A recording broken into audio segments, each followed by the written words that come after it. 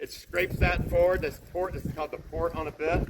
You know, most people, they don't even use a curved bit. Most, you know, a lot of people do, but most people use a snap up, and it's easier on the port. But today, the curve, the port, it's called this thing here, this top part, is only like a 1/2 inch, 3/4 inch. This is almost 3 inches.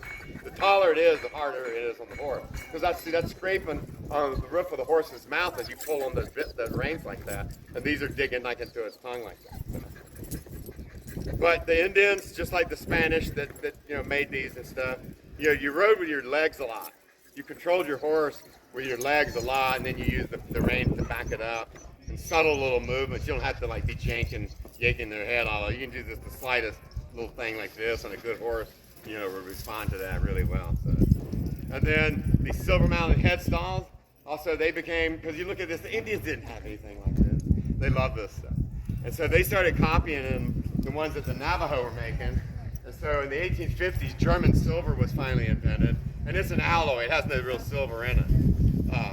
So it still looks like silver, but it was a lot cheaper to make. And you could come places like this and get 12 by 12 inch sheets of it.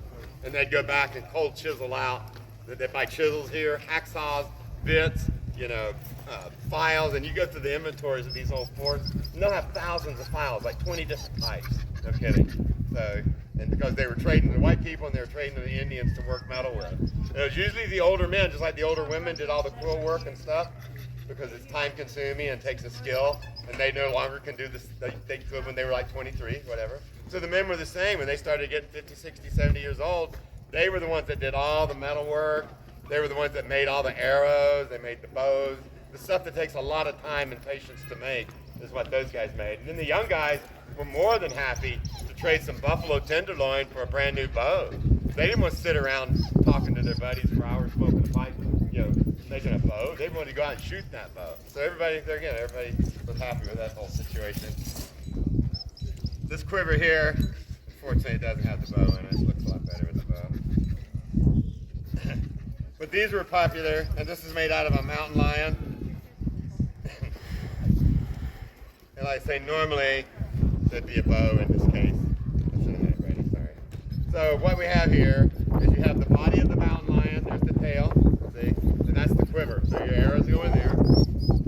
And then they're going to take the beads from Italy and the cloth from England.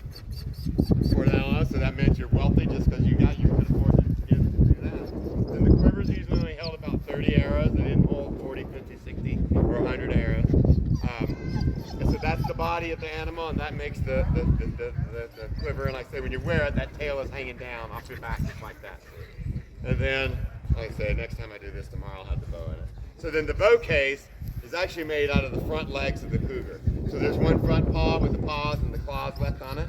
And then you sew the arm in a tube in half, all the way across the back, and one center piece all the way down to the next paw. And then you sew this end shut.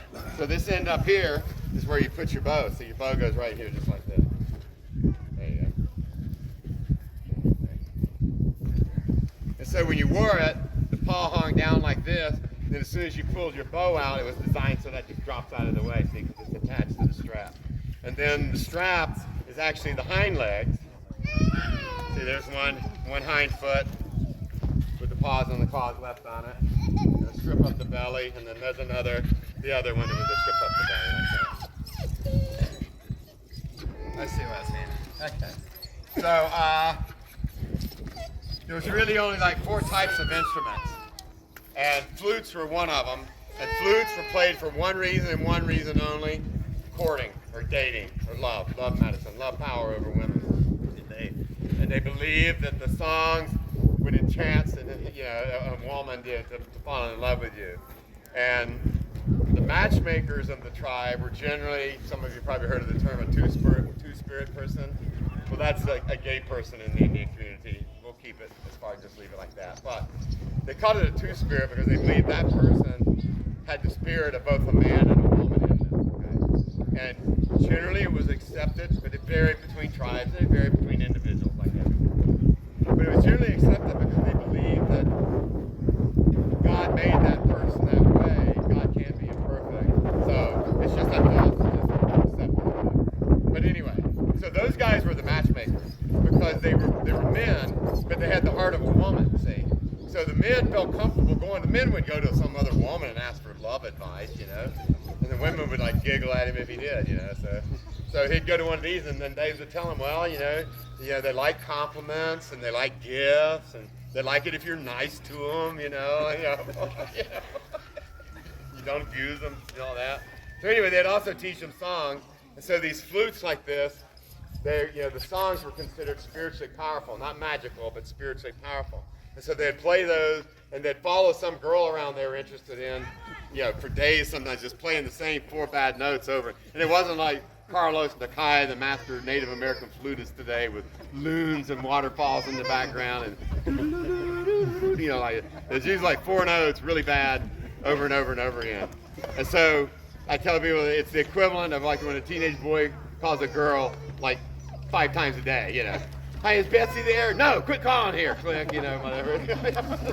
Yeah. And then finally the dad's like, tell that boy to leave you alone or go out on with him, one or the other.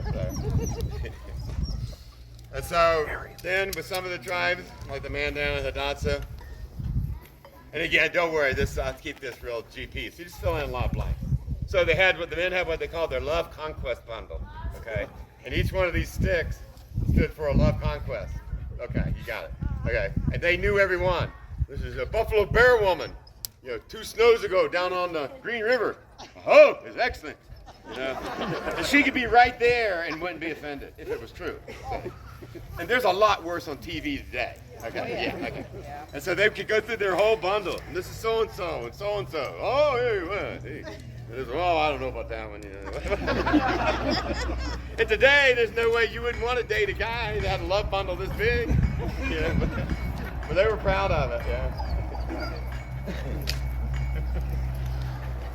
And then these breastplates, this is something that, everybody sees this very, very, very super Indian, and they probably were wearing them forever. We know that before like 1850s or 60s, these just didn't exist, period. And these air pipes, which are these little bone things here, first they were made out of conch shell, and they were made in New Jersey by an enterprising Scotsman named Jonathan Campbell, and they were bringing up conch shells from the Bahamas as ballast on ships, and they were dumping them off in the New York, Jersey harbors, and this Scotsman's like, there's a way to make a buck here, I bet, So he made these lays. I mean, we know all this, like super documented. He made these lays that they would turn these shell air pipes out. And so when Lewis and Clark came, they brought, just because they were just beginning to make them then, they just brought a handful of them. I can't remember exactly. Wasn't many, 20 or 30. And they're still called a hair pipe today, even when they're made of plastic, because back then they only had enough for one man to have like one maybe. And they'd do a little bitty braid right by their eye and slide that hair pipe up by their eye, hanging vertically like this. And so that's why they're called a hair pipe today. And then it wasn't until the 1860s, 70s, 80s, and 90s that they started to make them out of bone. And they were just local beef bone from the local beef abattoir house. They were not romantic buffalo or nothing like that. And then, so when a guy went out on a date like that, he'd have his love medicine bundle walking around, like that. They also might have like a mirror like this. They came in all kinds of different forms. And they would get the mirrors from the trading post and then build these boards around them. There was all kinds of different, and a lot of them were like this, so you could drive it in the ground. So when you sat down on the ground, they just drive that in the ground and they like sit back. Man, and the men were like that, and they were supposed to be. And the men dressed up a lot more than the women, a lot more often than the women. And the men were expected to be real vain, and for 2 reasons. Because today that's really frowned on, as it should be kind of. But when you think of it like this, and how they did. So number one, if the young men in your tribe look like these guys up here did, that means your tribe is powerful and strong, and we're doing well financially, and we're secure, all that. So that's how they saw it. They weren't like, well, look at him, strutting around, blah, blah, blah, blah, blah. They were like, oh, yeah, great, and all that stuff like that. So that's the main thing about it. And also it's great entertainment. Because I said, they didn't have TV, so it's great entertainment to see all these young guys strutting around, showing all their stuff, and trying to get the attention of all the girls. And that's all they did most of the time. The men. Well, that age group, that 17 to 20 age group. And most of the men didn't marry until their early or mid-20s, and the girls were almost always married by 14. Yeah. And that's kind of, in current process today too. Yeah, I don't know, which is kind of a shame. I personally believe girls should be allowed to be a girl before they become a woman. Yeah. So anyway, but they would carry these mirrors around, and they also believed that the mirror had a spiritual power to it associated with the sun, where you take the power of God working through the sun and be back up on that mirror. So what looks like you're worshiping the sun, or worshiping an eagle, or worshiping a buffalo, they were not. They almost all believed in one supreme God, but the best way to look at it is those were like deities or angels or saints. That's another way to look, like an eagle, the sun. All of those were beneficial things that God worked his power through, and how God helped man and God communicate better through all those other things. So that's another basic of Indian religion. If you don't understand it, looks like they were worshiping they had like hundreds of gods to do. One God, power came, and the sun was the most powerful physical manifestation of God, because they knew without the sun everything would cease. So they would take mirrors like this. Now be careful, ladies. So if any girl they were interested in, what they'd do, and the girls would be like working, they work like all the time, and the guys would like get up at 10 or 11 in the day. Yeah, really. And they didn't get up at dawn and jump into the river like you think. They were young guys. But they would go, then they would take their mirrors. Any girl they were interested in, they'd take the power of the sun and then like flash her in the eyes with it. And they'd be like real subtle with it, like. And then like say the girls knew all this, so she might be working away like, she feels that she just knows she got zapped by one of the guys there. And so what you're trying to do is you look into the mirror, it takes a little bit of your soul out of it, and then you take the power of the sun and God, and you force your soul down into that girl by her eyes look into it. And now your soul is inside of her. So like when two souls touch, you're in love. So what you're trying to do is make her fall in love with you. But then they would like yank it out, look back into it really quick, because they didn't want her to have even a piece of his soul in her. So they would always look back really quick to take it back out.